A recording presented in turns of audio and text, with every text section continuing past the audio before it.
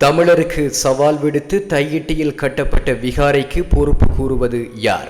2 நாட்களாக தையிட்டியில் தொடர்ந்த போராட்டம். யாழ்ப்பாணம் தையிட்டி பகுதியில் சட்டவிரோத மக்களது காணிகளை சுவீகரித்து கட்டப்பட்டுள்ள திஸ்ஸ விகாரை கட்டுமானத்திற்கு எதிரான போராட்டம் 2 நாட்களாக இடம்பெற்றது. விகாரை அமைக்கப்பட்டு திறந்து வைக்கப்பட்டதிலிருந்து ஒவ்வொரு பௌர்ணமி தினத்திலும் குறித்த விகாரையை அகற்றுமாறு கோரி தமிழ் தேசிய மக்கள் முன்னணியினர், காணியின் உரிமையாளர்கள் மற்றும் பொதுமக்கள் ஆகியோர் இணைந்து போராட்டத்தினை முன்னெடுப்பது வழமையானது.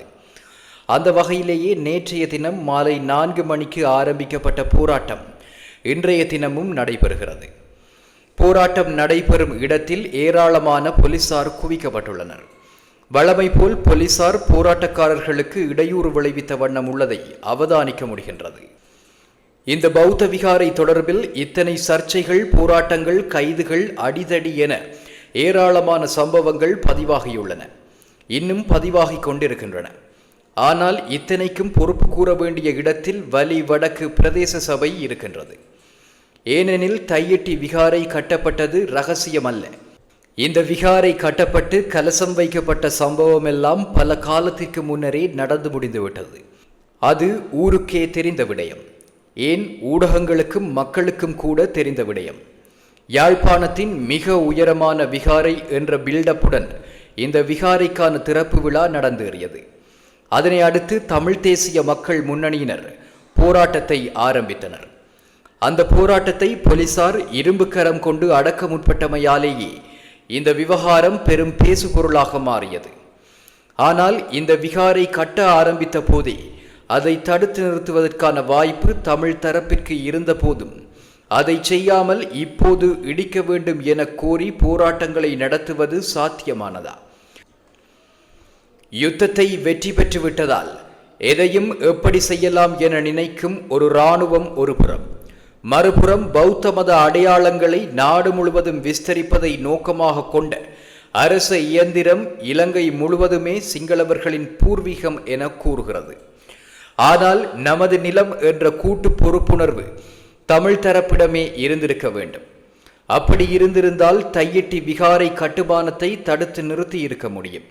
முற்றுமுழுதாக வலி வடக்கு பிரதேச சபையின் மெத்தன போக்கே இதற்கு காரணம். குறித்த பிரதேச சபை சிறிதளவேனும் செயற்றிறனாக நிலங்களை பாதுகாக்க வேண்டும் என்ற விழிப்புணர்வுடன் இருந்திருந்தால் இதனை தடுத்து நிறுத்தி இருக்க முடியும். இப்போது இந்த விகாரை எந்த இடத்தில் எவ்வாறு சட்டவிரோதமாக அமைய பெற்றது என பார்ப்போமானால், 2018ஆம் ஆண்டு தையிட்டி விகாரைக்கான கட்டுமான பணிகள் ஆரம்பிக்கப்பட்டன. அப்போதைய ஜனாதிபதி மைத்திரிபால சிறிசேன இந்த விகாரைக்கு அடிக்கல் நாட்டுவார் எனவும் அறிவிக்கப்பட்டிருந்தது. அந்த சமயத்தில் காங்கேசன்துறை துறைமுக திறப்பு விழா இடம்பெற்றது. அதன் போதே விகாரைக்கான அடிக்கல்லும் மைத்திரிபால சிறிசேனவால் நாட்டப்படும் என தெரிவிக்கப்பட்டிருந்தது. ஆனாலும் நேரம் போதாமையால் மைத்திரியால் அங்கு செல்ல முடியாமல் போயிருந்தது. எனவே அப்போதைய ஆளுநர் ரெஜினோல்ட் குர்ரே அதற்கு அடிக்கல் நாட்டியிருந்தார். இதில் குறிப்பிடத்தக்க விடயம் என்னவென்றால், ரெஜினோல்ட் குர்ரே அடிக்கல் நாட்டிய இடத்தில் அல்லாமல் அதற்கு அண்மையில் உள்ள 2 ஏக்கர் காணியிலேயே இந்த விகாரை கட்டப்பட்டுள்ளது. இந்த காணி தனியார் 8 பேருக்கு சொந்தமானது. ஆனால் முன்னர் அடிக்கல் நாட்டிய இடத்தில் 1980களின் நடுப்பகுதி வரை சிறியளவிலான விகாரை ஒன்று இருந்துள்ளது. ஆனால் அது தொன்மையான விகாரை அல்ல. அந்த கால பகுதியில் சிங்கள நபரொருவரால் நைனாதீவு மற்றும் காங்கேசன்துறை விகாரை என்பவற்றுக்கு அன்பளிப்பாக வழங்கப்பட்டிருந்தது. ஆனால் அந்த பகுதி சிங்களவர்கள் பூர்வீகமாக வாழ்ந்த காணியும் அல்ல. 1947ஆம் ஆண்டு வெளிப்படுத்தல் உறுதியின் மூலமே அந்த சிங்களவர் குறித்த காணியை உரிமை கோரியிருந்தார். அந்த காணி உளுத்தன் கலட்டி என இருந்த போதும் வெளிப்படுத்தல் உறுதியில் நிங்கள கலட்டி என்றே குறிப்பிடப்பட்டுள்ளது. இவ்வாறான நிலையில் 1990ஆம் ஆண்டு யுத்தம் காரணமாக காங்கேசன்துறை பிரதேசத்திலிருந்து மக்கள் இடம்பெயர்ந்து சென்றதை அடுத்து முற்றுமுழுதாக இராணுவத்தினரின் உயர் பாதுகாப்பு வலயமாக பிரகடனப்படுத்தப்பட்டது. அதன் பின்னர் மக்கள் மீள் குடியமர்த்தப்பட்ட போது விகாரை இருந்த காணியிலும் மக்கள் குடியேறியிருந்தனர். அந்த காணியில் மக்கள் பாவனைக்காக குழாய் கிணறும் அடித்து கொடுக்கப்பட்டிருந்தது. அதனை அடுத்து விகாரைக்கு சொந்தமான காணி என பிக்குவால் கோரப்பட்டதை அடுத்து யாழ் மாவட்ட செயலகத்தினால் மக்கள் வெளியேற்றப்பட்டு பிக்குகளிடம் கையளிக்கப்பட்டது. இப்படி இருக்கையில் முன்னரே அடிக்கல் நாட்டிய இடத்தில் விகாரை அமைக்காது தமிழரின் காணிகளை அடாத்தாக பிடித்து ஏன் விகாரை கட்டப்பட்டது என்பது இப்போது வரைக்கும் விடை காண முடியாத வினாவாகவே இருக்கிறது. இருப்பினும் 2019 ஆண்டு ஜூலை 15 அப்போதைய வலிவடக்கு பிரதேச சபையின் உறுப்பினரான எஸ். சஜீவன் அப்போதைய தவிசாளர் சுகிர்தனுக்கும் செயலாளருக்கும் விகாரை கட்டுமானம் தொடர்பிலும் அதனை தடுத்து நிறுத்துங்கள் எனவும் தெரிவித்து கடிதம் அனுப்பியிருந்தார். ஆனால் அந்த கடிதம் தொடர்பில் சுகிர்தன் புரிந்து கொள்ளவில்லையோ அல்லது அவர் பொறுப்புணர்வற்று இருந்தமையாலேயோ தற்போது வரை இந்த விவகாரம் பெரும் சர்ச்சையாக இருந்து வருகின்றது. மிகச் சாதாரணமாக மல்லாகம் நீதவான் நீதிமன்றில் வழக்கு தொடர்ந்திருந்தாலே இந்த கட்டுமான பணியை அப்போதே இடைநிறுத்தி இருக்க முடியும்.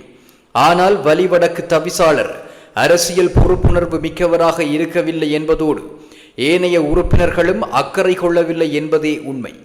இந்த விகாரை அப்போது நல்லாட்சி என கூறிக்கொண்ட மைத்திரி ரணில் கூட்டாட்சி ஆட்சியின் போதே அமைக்கப்பட்டது. அதன் போது இந்த நல்லாட்சி அரசாங்கத்திற்கு தமிழ் தேசிய கூட்டமைப்பினர் முண்டு கொடுத்து அவர்களுடன் இணைந்து சுகபோக வாழ்வு வாழ்ந்து கொண்டிருந்தனர்.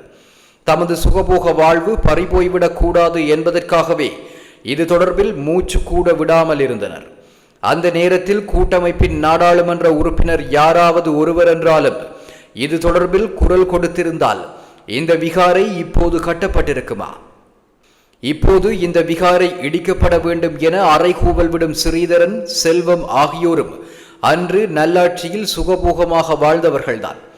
இந்த விவகாரத்தில் முதலாவது பொறுப்பேற்றவர்களாக வலிவடக்கு பிரதேச சபையை கூறுவதோடு அடுத்து கூட்டமைப்பினரையும் சுட்டிக்காட்டலாம்.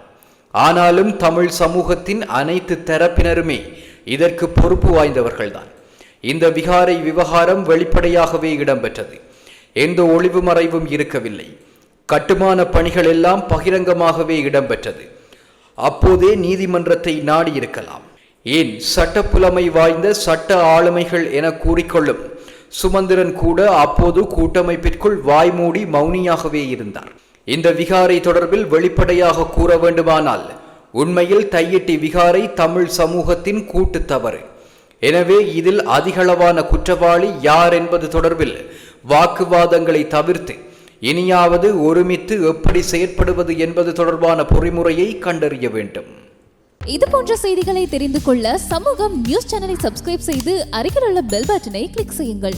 மேலும் இது போன்ற செய்திகளை உடனுக்குடன் தெரிந்து கொள்ள சமூகமீடியா.com என்ற இணையதளத்தின் வாயிலாகவும் எங்களுடன் இணைந்திருங்கள்.